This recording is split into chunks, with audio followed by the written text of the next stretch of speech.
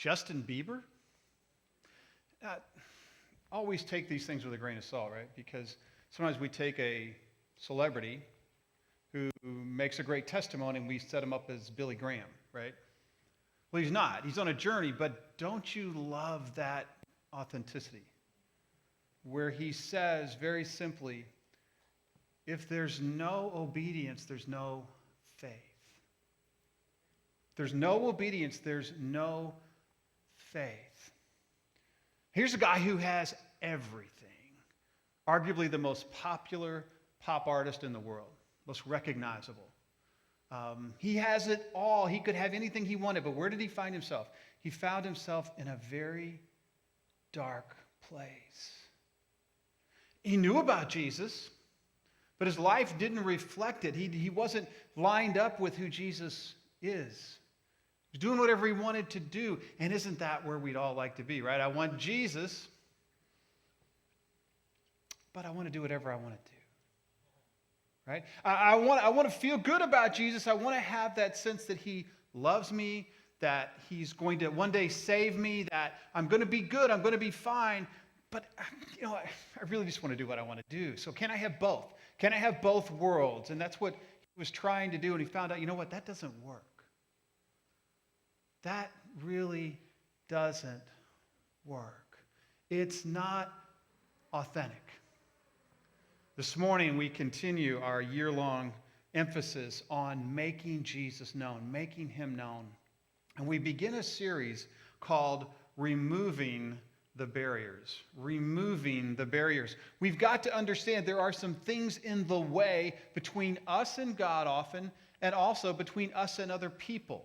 We've got to remove those barriers so that we can ourselves receive his grace and so that others can receive him as well and be connected to Jesus. Next week, we're going to begin a campaign to raise $75,000 to remove some of the barriers in our building. There's a couple of things that people see even before they get in the sanctuary, our welcome center, our first floor restrooms, that we need to make them look great. They need to be outstanding. People need to come and say, this is a place I want to be. But spiritually, there's some barriers we need to work on as well. So this morning, we're going to talk about this issue of being authentic. Being authentic. Are we real before God?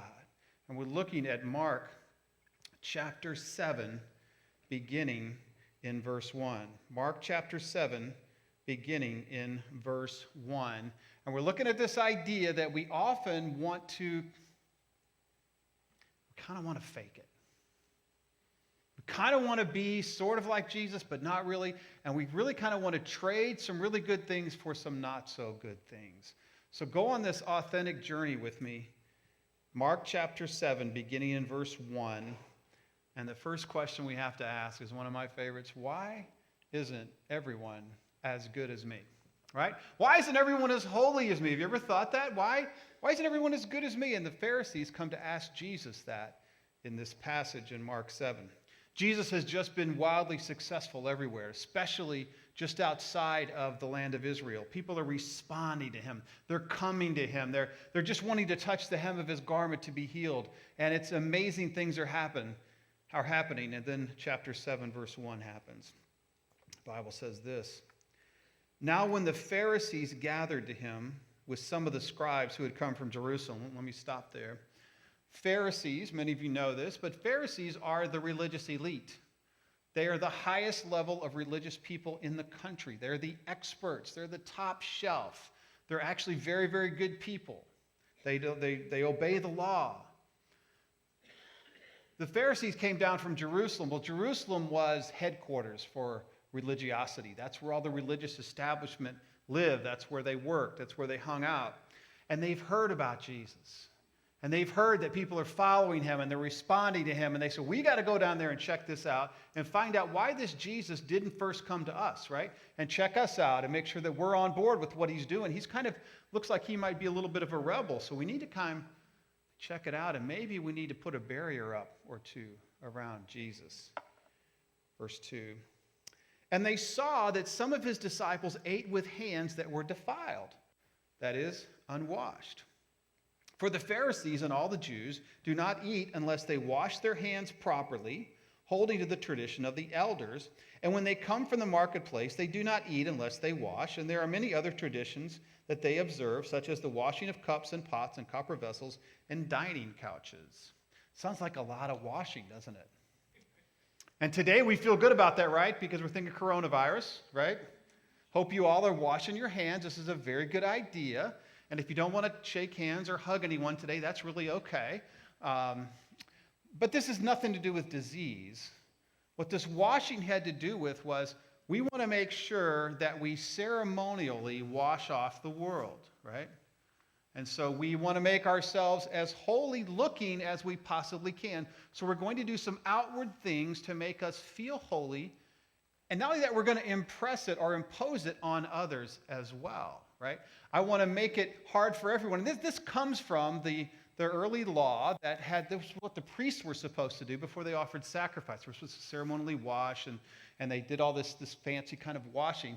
And they had expanded, and this is important to understand, they had expanded what God had originally given to everyone, and they had made what God's original law was a lot harder to keep. They had established traditions that weren't in the original law. Sound familiar? Church people, we love our tradition, don't we? You know, we have to have worship at 11. That's how I feel about it, right? I mean, can you worship outside of 11 o'clock? I don't think you can. It doesn't really matter, though, does it? Right? And a lot of times we want to come and say, well, it's got to be on Sunday. It's got to be at 11. We've got to wear certain clothing. And I love suits and ties, clothing, dresses, all that's great. But worship isn't dependent upon all that, is it? Well, you've got to worship with certain music and certain songs and certain types of things. And you've got to have 3 songs, a prayer, and we kind of get in these traditions and say, if you don't do this, I don't know if you're doing it right. What did Jesus say? He said, worship in spirit and truth. Yeah. I want to connect my spirit with God, and I want to be confronted with the truth of Jesus Christ, right? We could do that underneath a tree any day of the week. We don't want to impose our worship traditions on people. Rather, we want to worship in spirit and in truth. But the Pharisees are coming around Jesus and saying, listen, this is not right what you're doing. You're stepping outside of our traditions that we actually hold as really, if you don't keep them, as sin. And watch what they say in verse 5. And the Pharisees and the scribes ask him, why do your disciples not walk according to the tradition of the elders, but eat with defiled hands? Jesus, why are they not doing the right thing?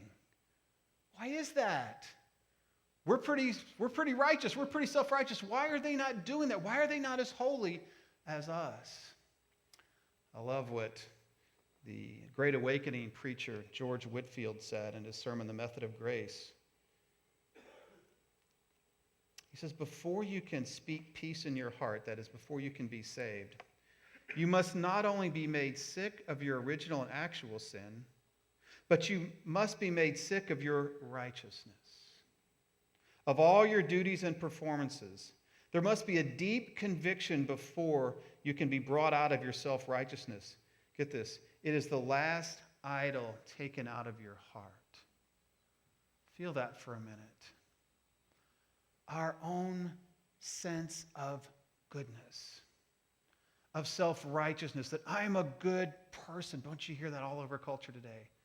I'm a good person. Until you can slay that I'm a good person idea, until you can allow God to take that out of your heart, it's really hard for you to be connected to Jesus Christ. Before we go any further, is there any of that in your life right now? I'm a good person. I'm really good. I've got a lot of good in my life. I'm good. See, Jesus, the whole testimony of Jesus is, no, you're not good. That's why I had to come. That's why you need grace. Because you're not good. Whitfield's right. We've got to get rid of our own self-righteousness. Because self-righteousness always hides sin. Always. Look at the next verse 6. Jesus starts to talk about acting. Chapter 7, verse 6, he says, Jesus said to them, Well did Isaiah prophesy of you hypocrites, as it is written, this people honors me with their lips, but their heart is far from me. In vain do they worship me, teaching as doctrines the commandments of men. You leave the commandments of God and hold to the traditions of men. Here's what he's saying. Listen, you're a hypocrite. Now that word comes from a word that means to act. It describes an actor, and it has the idea that an actor is someone who speaks something they do not believe. Or even worse, speaks something that is contrary to what they actually believe. In other words, they present a front that hides who they really are. Have you ever seen an actor portray something that just seemed out of character? Maybe you've seen the movie The Road to Perdition with Tom Hanks. It just doesn't seem right for Tom Hanks to play a gangster, you know? I mean, it seems to like he should be on an island going, Wilson, you know, or he should be with Meg Ryan or something, you know. He's a nice guy, we think. Then he plays a gangster. It just doesn't work, but that's kind of what we're talking about, right? It's acting as someone that you're really not. He's saying you are a hypocrite. You're trying to hide who you really are by acting so good. He says, these people honor me with their lips, but their hearts are far from me.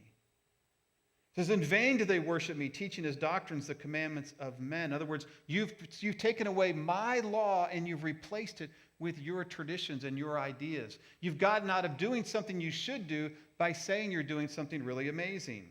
You leave the commandments of God and you hold to the traditions of men. Anytime we do this, anytime we try to put up this I'm super good front, what we're saying is, my heart is far from you, Lord. Acting means that my heart is far from you, Lord. Let me ask you, where's your heart today? Where is your heart today? Is it aligned with Jesus Christ, or is it somewhere else? We just finished up a series on Jonah, and we saw that Jonah was kind of openly rebellious, right? God, I don't want to go where you want me to go. I'm going to go to Tarshish. Oh, you're going to make me go to Nineveh? Okay, I'll go to Nineveh, and I'm going to preach, and when they respond, I'm really not that excited about it. I don't like what you're doing, God. It's this open kind of rebellion against God. Today we talk about this kind of passive-aggressive rebellion against God. We act like we are who he wants us to be, but in reality, we're not there at all. And then he gives them an example. Mark chapter 7, verse 9. He said to them, you have a fine way of rejecting the commandment of God in order to establish your tradition. For Moses said, honor your father and mother, and whoever reviles father or mother must surely die. But you say, if a man tells his father or his mother, whatever you would have gained from me is korban, that is, giving to God, then you no longer permit him to do anything for his father or mother, thus making void the word of God by your tradition that you have handed down, and many such things you do. Now, this sounds kind of confusing to us, because what is korban? I never heard of that. I don't know what that is. Here's what they would do. If you're a Pharisee, you might say, hey, listen, I'm going to give everything I own. I'm going to commit it to God. All of my possessions, I'm going to commit it to God. And you make this kind of big statement that I'm giving everything to God, but I still get to use it while I'm alive. And when I die, it all goes to the house of the Lord. But because I've committed everything to God, I really don't have anything to help my parents with. I've given what I was supposed to do for them to God. So isn't that holy? Isn't that wonderful? In reality, what they've done is they've gotten out of doing this commandment, which is to honor your father and your mother.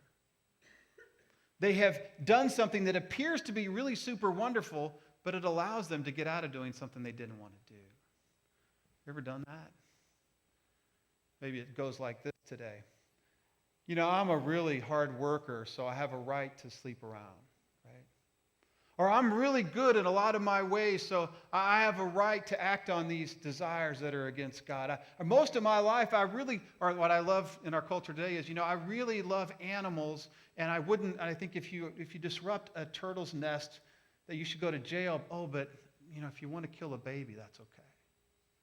Right? We trade this really apparently good things. And even Christian people will say this, you know what, I really care about babies and I'm pro-life, but I really don't want to help any legitimate refugees. See what I'm saying? We love to trade our righteousness to get out of God's righteousness. I love God so much that I just can't love you because I'm afraid you might defile me if I get, what? Oh, it's so true in our culture today. Jesus is saying, when you trade your righteousness for mine, what you think is righteous, and you walk away from mine, your heart is far from me. And as Justin Bieber said, you're in a very, very dark place. Are you in a dark place today? You see, Christianity, following Jesus, does not work without obedience. So again, Christianity, following Jesus, does not work without obedience. There is no closeness to Jesus. There is no sense of his presence in your life. There is no sense of power in your life when you say to Jesus, I just really don't like some of the things you want me to do. I just really can't embrace some of your ways, Jesus. It just doesn't work. Because here's what happens. We cut ourselves off from his grace. When I say that, Jesus, your ways don't work for me, what I'm saying is, Jesus, I didn't really need for you to die for me there. I didn't really need for you to do that for me. And you're saying, I don't need your grace. Oh, and by the way, I'm going to continue to dishonor you, so I would really put you back on the cross today. See, sin is a very serious thing.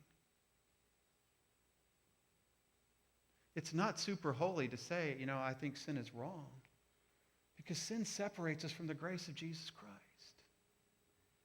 Oh, I don't want any of us to feel that. I don't want anybody to miss on the grace of Jesus Christ. See, we need to move from acting into authenticity. We need to move from acting into authenticity. We need to quit acting like we're holy and covering what's not holy. And we need to say, Jesus, I'm not good. I'm not good. Would you forgive me, Lord? Would you cleanse me up? This is not a good church. This is a repentant church. Amen? It's not a good church. It's a repentant church. That's the life that we need to live. God, it's not that I'm perfect. It's that I'm counting on you constantly, Jesus, to forgive me. See, the only way for us to remove the barriers between us and Jesus is to embrace all of his ways, all of his word. Psalm 1 says, blessed is the one who delights in the law of the Lord, and on his law he meditates day and night, who delights in it. God, I want your word. I'm not holding myself up as perfect, but I'm holding myself as someone who delights in you. I want you in my life. I don't want to make excuses for why I can't do this or that.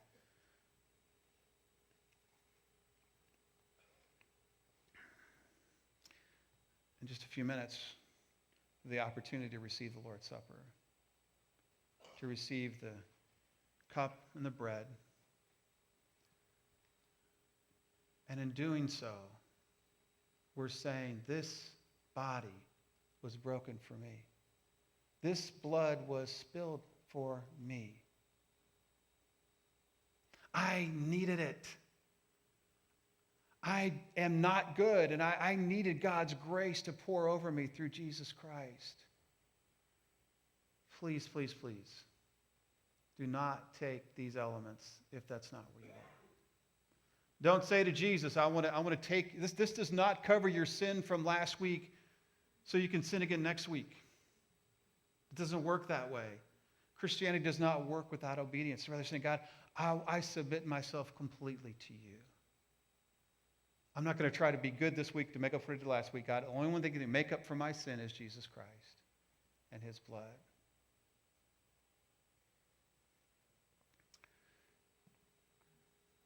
You see, when we don't remove the barriers between us and God, we become a barrier between others and God. When I say to Jesus, I don't really need your grace, other people look at us and go, well, that person's not authentic. Why would I want Jesus if he's not good enough for them? If they just hold this area of their life and say, you know what, you can have everything but this, Jesus, but I'm still going to not do this commandment. I'm still going to disobey you here. You're not authentic. And the world says that's a barrier for me. I don't get it. Jesus says, you're far from me. Justin Bieber said, it's darkness and it's self-destructive. This morning, would you say to Jesus, I want all of you. I want all of you. I know that I'm not going to be perfect like Justin Bieber's not going to be perfect. But I'm trusting you, Jesus, to forgive me when I stumble and to lead me not into temptation. Is that your heart today?